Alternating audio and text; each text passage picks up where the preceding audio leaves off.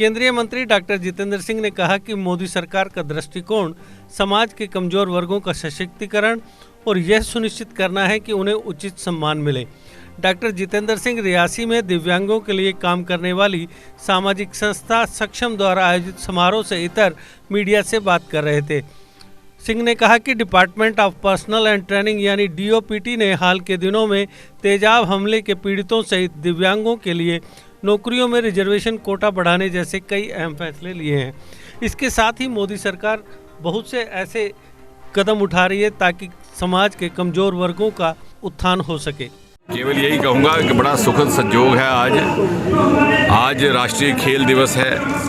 आज ही के दिन हमारी एक बेटी ने पैरा ओलंपिक्स में टोक्यो में मेडल प्राप्त किया है और आज ही के दिन ये जो एक सामाजिक संगठन है सक्षम, जो पिछले 10-15 वर्षों से समाज के दिव्यांग वर्ग के सेवा, उनके सशक्तिकरण को समर्पित है, उनका एक भव्य कार्यक्रम हुआ। और मुझे ये भी इस बात का भी संतोष है कि इस संगठन ने अब देशव्यापी राष्ट्रीय स्तर पर मान्यता प्राप्त की है।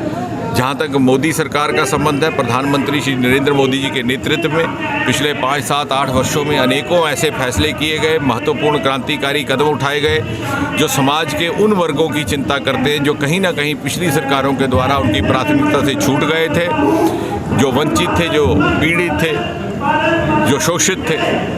जहाँ तक दिव्यांगों का संबंध है, हमने दिव्यांगों की पेंशन का भी प्रावधान बदला, फैमिली पेंशन का।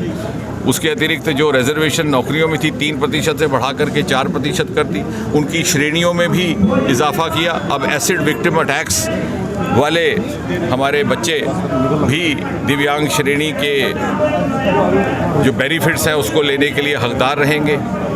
इसी प्रकार महिलाओं के लिए जो हमारी तलाकशुदा बेटियां हैं उनके लिए फैमिली पेंशन का प्रावधान था, लेकिन उसमें ये शर्त थी कि जब अदालत से फैसला आ जाए उसी के उपरांत उन्हें पेंशन का हक प्राप्त हो सकता था। उसमें भी संशोधन करके केवल इतनी बात रखी गई है कि एक बार अगर बेटी मुकदमा दायर कर देती है कचहरी में, उसका प्रमाण लेकर के वो दफ्तर में देती है तो उसको फैमिली पेंशन का हकदार रहेगी। इसी तरह से बुज़ुर्गों के लिए जो लाइफ सर्टिफिकेट देना पड़ता था उसके लिए हमने डिजिटल लाइफ सर्टिफिकेट का प्रावधान किया ताकि बार बार उनको डॉक्टर के पास जा कर के इस बात का क्लेश ना उठाना पड़े। और आपको याद होगा कि सरकार बनते ही एक महत्वपूर्ण फैसला लेते हुए मोदी जी ने निर्धारित की थी कि मिनिमम पेंशन 1000 रुपया होगी, जिससे कि पहले बहुत से लोग, मैंने अभी भी यहाँ एक बात का उल्लेख किया कि चंडीगढ़ में जब हमने कार्यक्रम किया उस स्कीम को लॉन्च करने के लिए और हमारे हमरा वहाँ की सांसद किरण खेर भी थी, तो एक बड़ी बुज़ुर्ग महिला जब उनको चेक देने लगे 1000 का तो हमारे पैरों में आकर गिर पड़ी। हम सब शर्मसार हुए जब उन्हें उठाया तो कहने के बेटा आप नहीं समझ सकते, आज से 20-25 वर्ष पूर्व मेरे पति का देहांत हुआ था। मात्र 35 रुपये की पेंशन प्राप्त करने के लिए मैं गांव से यहाँ आया करती थी। आप अनुमान लगाइए कितना क्लेश और कितनी दुविधा से उनको गुजरना होगा, बस का किराया ही कितना लग जाता था। तो कहने लगी कि जब वापस लौटोगे तो मोदी जी से कहना कि मोदी जी अगर आप पहले आए होते तो मेरी जीवन की कथा कुछ अलग होती। तो कहने का तात्पर्य ये कि इस सरकार के द्वारा जो रिफॉर्म्स लाए जा रहे हैं वो न केवल सशक्तिकरण के लिए हैं बल्कि समाज में आपको सम्मान दिलवाने के लिए, उन वर्गों को जो पिछड़ गए थे उनकी भूमिका, उनकी योगदान समाज की मुख्य धारा में किस प्रकार से रह सके। क्योंकि जिस नए भारत का निर्माण का काम मोदी जी कह रहे हैं अगले 25 वर्षों में होने वाला है, जब 100 साल हमारे आज़ादी के पूरे होंगे, तो मुझे विश्वास है जो तथाकथित दिव्यांग है, क्योंकि दिव्यांग केवल शरीर से नहीं होता, मन से भी होता है। हमारी मानसिकता में जो कहीं ना कहीं कमी है, जब उसकी भी भरपाई हो जाएगी तो समाज का हर वर्ग आज़ादी के 100 वर्ष मनाने का गर्व भी महसूस करेगा, अपने आप को भागीदार भी समझेगा।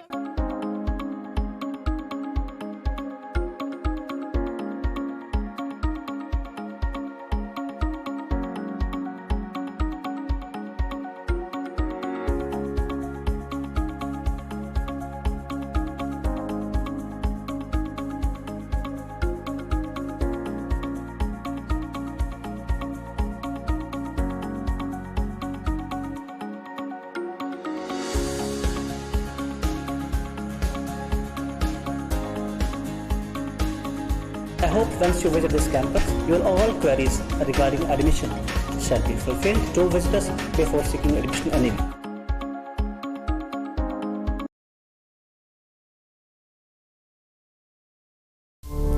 GK अपडेट रहे हमारे साथ। अगर आप ये वीडियो YouTube पर देख रहे हैं तो हमारे YouTube चैनल को सब्सक्राइब करें और बेल आइकन को क्लिक करें। अगर आप ये वीडियो Facebook पर देख रहे हैं तो हमारा Facebook पेज लाइक जरूर करें। For advertisement please contact 705-109-1811।